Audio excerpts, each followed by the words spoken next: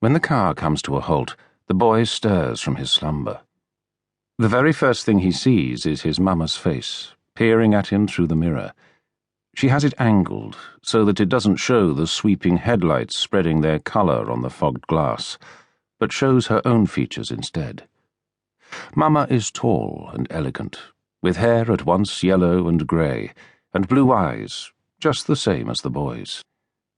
In the thin mirror shard, she traces the dark line under one of those eyes with the tip of a broken fingernail, then spreads it as if she might be able to see more deeply within.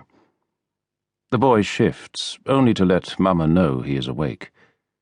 Outside, unseen cars hurtle past. "Are we there, Mama?" His mother looks back. She has not been wearing a seatbelt, but then the hospital told her she wasn't to drive the car at all. This, she said as she buckled him in, would have to be their very own secret. "Come on, little man. If I remember your grandfather, he'll have milk on the stove." Mama is first out of the car. Inside, the boy sees her blurred silhouette circle around to help him out. It is not snowing tonight, though Mama says it is snowing surely out in the wilds. In the city, it is only slush, and that pale snow called sleet.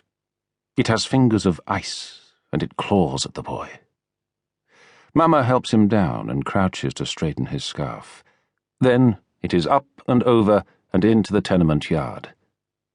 On one side, the road rushes past, with rapids as fearful as any river, while on the other, the yard is encased by 3 sheer walls of brick.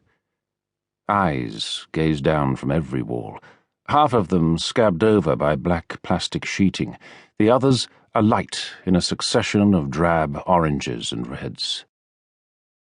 The tenement is a kind of castle where grandfather lives. Mama says the boy has been here before, but that was in a time he cannot remember, and might even have been before he was born. Together they cross the yard, to follow an archway of brick and cement stairs to the levels above. The path goes all the way around the building, like a trail climbing a mountain, and at intervals the boy can peer down to see the car itself dwindling below. At last, 3 stories up, Mama stops. "Come here," she says, and there is something in her voice which makes him cling to her without hesitation. They are standing before a door of varnished brown, with a threadbare mat on which stand 2 gleaming ebony boots. The boy is marvelling at these things that seem so old when his mama raps at the door. An interminable time later, the door draws back. "Vika," comes a low, weathered voice. The boy's eyes drift up from the boots, up the length of Mama's body, up the door jamb broken by hinges. In the doorway hunches his grandfather. He seems a shrunken thing, though he is taller than Mama, and taller still than the boy. On his head there is little hair, only a fringe of white hanging from behind, and his face is dominated by features that seem too large and out of place. A nose with a jagged crest, blue eyes shining, but eye sockets deep and dark.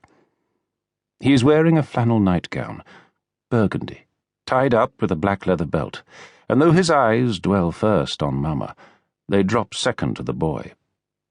He shuffles closer to Mama's legs, and it is only then that he realizes that grandfather's eyes have dropped further, to the boots on the mat.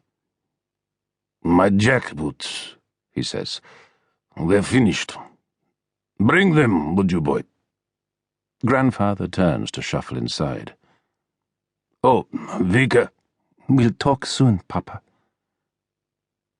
After Mama has gone in, the boy picks up the jackboots and follows. It is a small place, with a narrow hall and a kitchen at the end. Mama and grandfather are already in that kitchen, with a pan rattling on the stove, but the boy creeps up quietly, stealing a look at the photographs adorning the walls. In them, he sees people he does not know, a Mama and a Papa, and a baby.